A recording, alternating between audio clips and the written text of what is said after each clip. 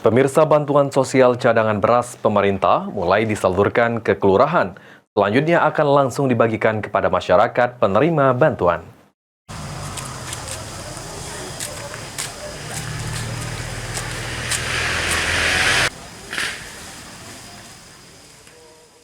Bantuan sosial cadangan beras pemerintah tahap 8 untuk bulan Oktober mulai disalurkan ke setiap kelurahan di Kota Palembang, salah satunya di Kelurahan Seilais, Kecamatan Kalidoni, Kota Palembang. M. Rudi, Sekretaris Lurah Seilais mengatakan sebanyak 11,80 kg beras atau sebanyak 1.108 paket beras dengan kemasan 10 kg. Selanjutnya bantuan yang diterima akan diserahkan kepada 1.108 masyarakat penerima bantuan pangan di 52 RT yang ada di Kelurahan Seilais yang akan diumumkan melalui RT masing-masing.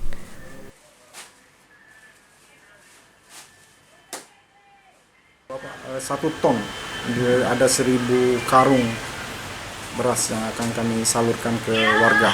Oke, rencananya kapan dibagikan dan untuk berapa RT, Pak? Karena baru per hari ini kami dapat kiriman berasnya, jadi kami mau data dulu masuk ke kami. Kemungkinan bisa siapnya kalau nggak sore atau besok pagi sudah siap kami bagikan ke warga. Rencana dibagikan ke 42 RT yang ada di Kelurahan Seilais. Ditambahkan Rudi, selama pembagian beras kepada masyarakat belum ada kendala lantaran penerima bantuan disesuaikan dengan data yang ada di setiap kelurahan. Eki Saputra, PAL TV.